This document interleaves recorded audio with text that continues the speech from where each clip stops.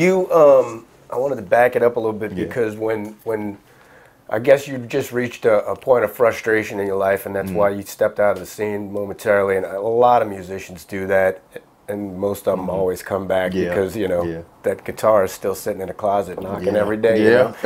And but so up until that point, did you feel like that was your whole life, and then when it didn't seem to work out, how did you know what to switch to, or did you? Did you just say to yourself, I got to get money? That's all I know. Yeah, that's where I was at. That was a whack period in my life because I was working jobs, and just to go from being praised and like, oh man, you're so great, and you know, to a number. How people treat you when you behind working a job. And I'm like, I was experiencing like these customers that come in with these snotty ass attitudes. I'm like, man, if I was performing, he probably wouldn't even be acting like that towards me. And so it was just like this.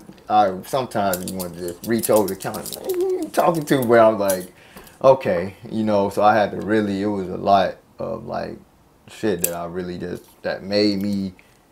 I didn't know how to feel about that. Like I just came off of doing big stages and doing different gigs with them, and that was my life. That's how I made money, was performing. I didn't even get in. I tried, like in teenage years, I tried to do the 9-to-5 stuff. It never worked. I never got hired. But when I got into the music, that's when I first started getting paid and, you know, doing my thing.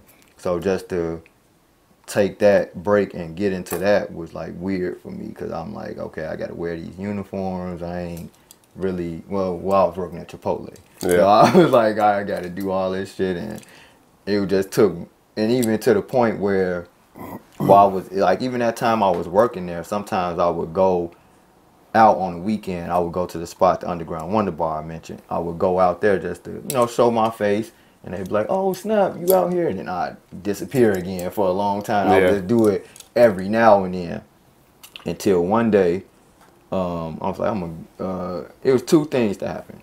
The manager was like, we need somebody to work this shift tonight. And I was already planning to go out to the Wonder Bar that night. Like, we need somebody to work the shift. One of the coworkers was like, Tamarie can do it. He ain't doing shit.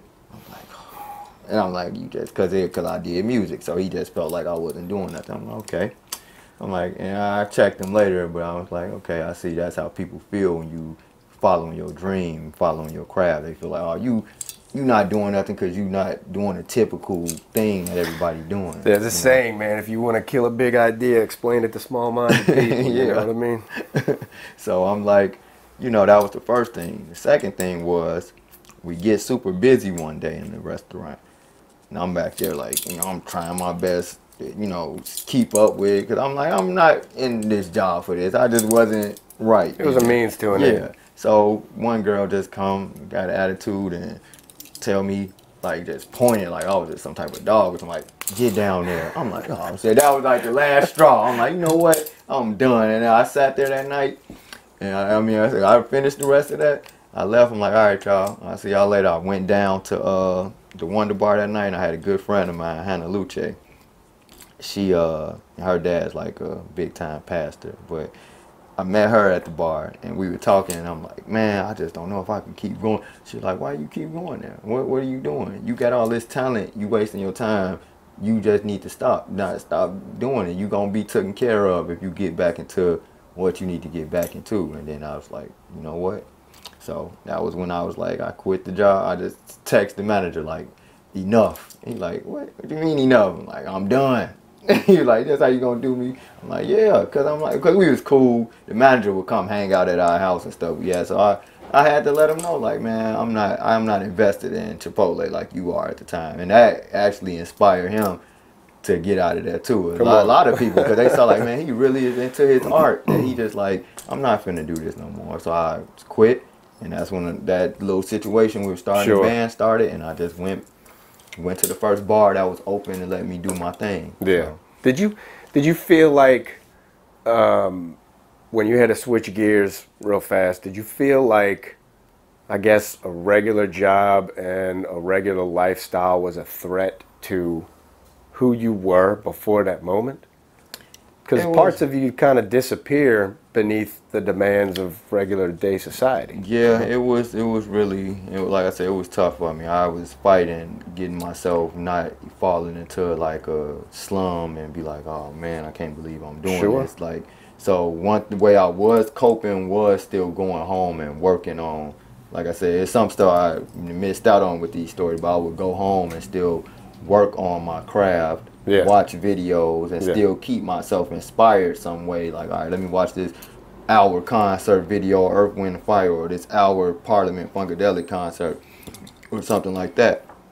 Or I would like go to the bar to open jam just to keep myself, you know, uplifted, but then still having to go back after I just came off the stage. If I did go to open mic, do a little something by myself without the band, because that was another thing.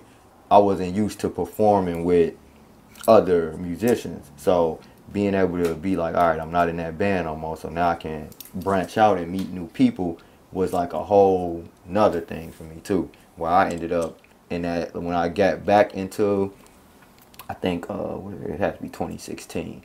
About 2016, I was able to go to the Blues Fest and do something. It was a lot that I was happy, like, okay, let me branch out and start just doing stuff. And yeah, it's encouraging anyway. Trying to find I was really just trying to find my tribe again. Like, okay, if I'm not with this band no more, me and the guitarist, my mentor from the first band, we got back cool. We understood, like, all right, this young man is on his own path. Like, I knew he was kind of, upset about it at first too, but then eventually he ended up seeing, like, he did his part with me was to show me the ropes, show me what I need to do. Yeah. So it was just time for me, like, let the bird free. I, went through a little obstacle first, but once I got my band started and I was picking up, learning whatever he taught me to run this band, it was cool. And then working with older musicians, they already kind of know what it is. So I think all of that, because I wanted to back way up for a second and ask you, some of the artists that you named that you were listening to at that time, I mean, some of their names were still in the wind, like Prince and all, but a lot of them were largely unfamiliar to people in your age group at that time. Yeah. So you picked up on, I guess, influences from the older people in your family, what they were listening to, and you kind of heeded like you said, your grandmother kept all of y'all in line. So, I mean, you had respect for older generations and things of that nature. I think that that's uncommon, and I think it's missing in a lot of people today.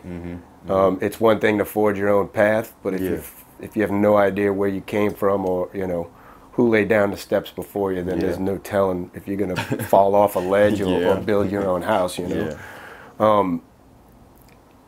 I think that was instrumental too, because you listened to those guys with years on you, the founding members of that first band. Did it have an influence on what you were doing moving forward sonically? Because up until this point, you're going on what people are laying out in front of you. You might resonate with some things or being drawn towards some of the things and leaving some things, but this is all pre-written. This is history books. This is not, new discoveries, so to speak. So to find yourself is one thing, but to compound that with trying to find a new sound for yourself with people that you don't really, some of them you did know, some of them you didn't, forming your own band. So, I mean, it's shaky ground, to say the least.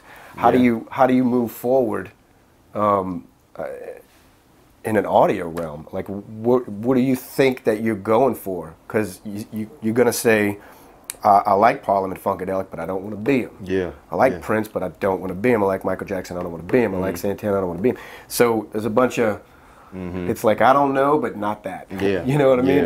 Everybody knows what they don't like, but they can't tell you where they're going. You know what I mean? So how do you do that? Do you sit with the new band and say, we need some leads, or what? You saw what I was doing at the time was, like I was saying, I was listening to this stuff, but then I was like learning how to use, it was like a studio program or something, like just a MIDI keyboard. Sure. I was learning how to put whatever I had in my head out.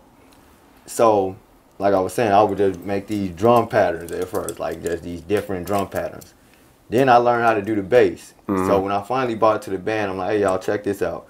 At first, you know, they'll listen to it. It sounded like garbage. Because like me on it, yeah. So yeah, I'm but like, it's a bones. I bring it to the band once they start putting their feel on it in their life.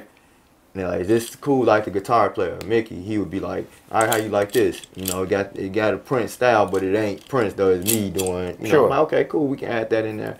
So, like I was saying, I used to say, all right, we do funk, we do rock, we do this, we do that. Like, we'll start our show off with cover songs.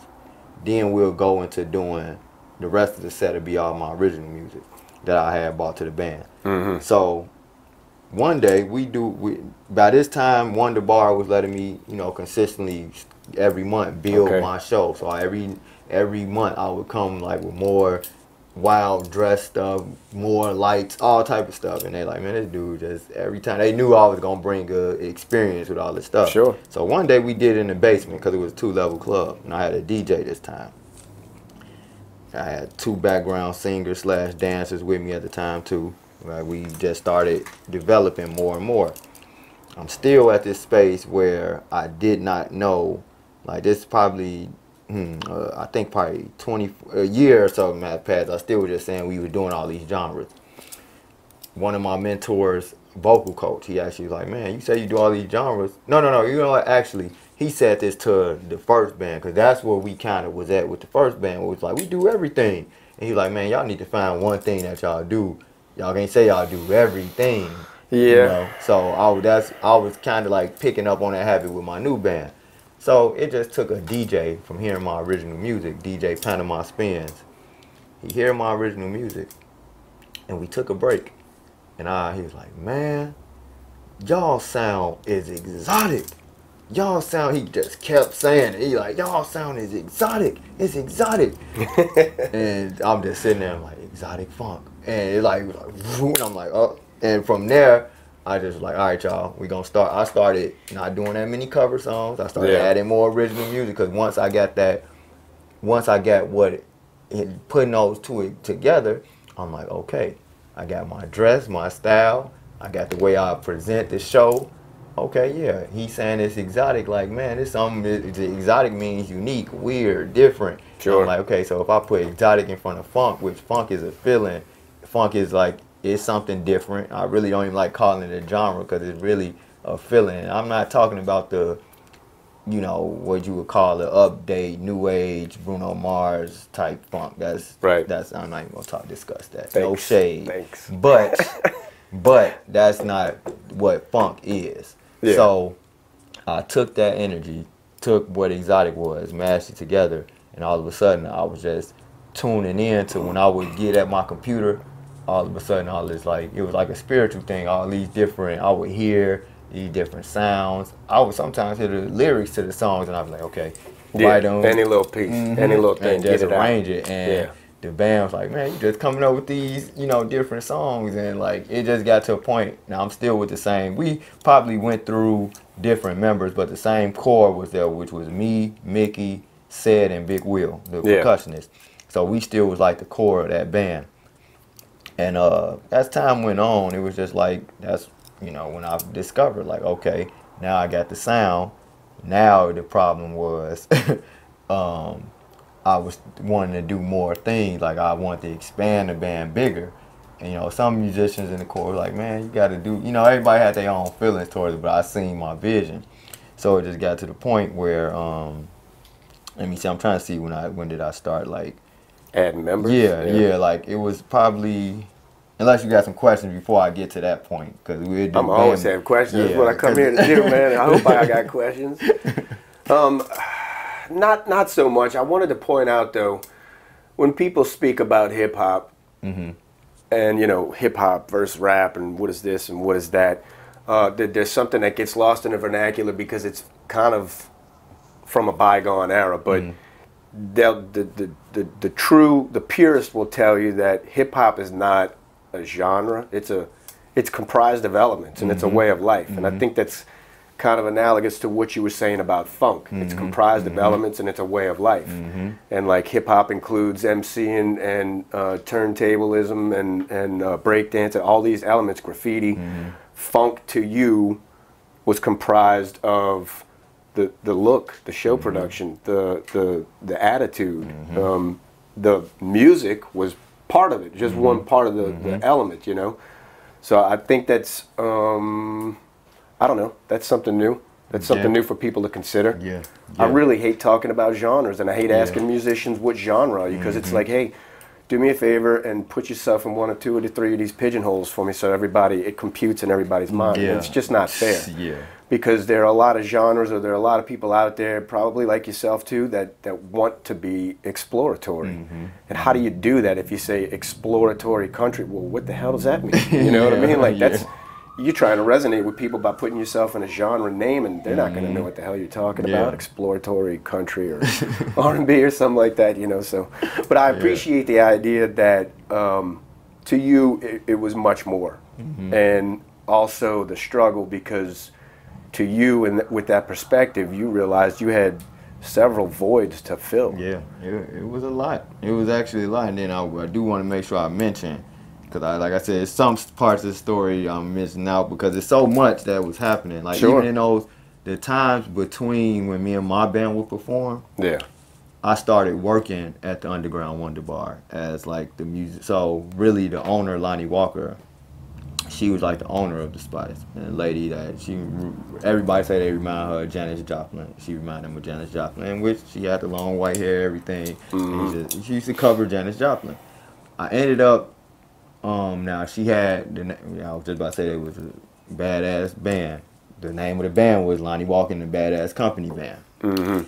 I appreciate her so much because she opened the doors for me where she was like, all right, you can do your thing here. But she asked me one day like, hey, you wanna join the band and play, you know, percussion? And she seen what I do and she was like, you wanna join and do this, and I'll let you come up and do a little something. Now, with her musicians, all her musicians were like legendary musicians where you hear about the Shaka Khans, the Curtis Mayfields and all that, but you don't hear about the musicians.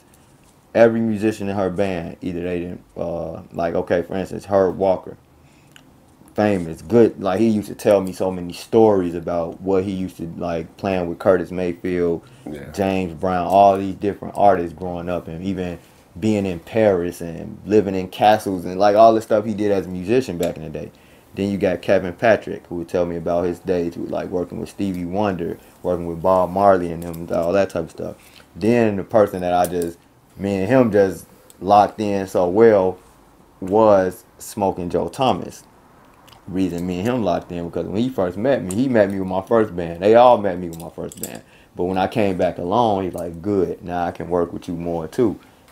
He used to work with Parliament Funkadelic. He used to work with what is the guy name? Played drums for Jimi Hendrix, Buddy Miles. He used to work with him.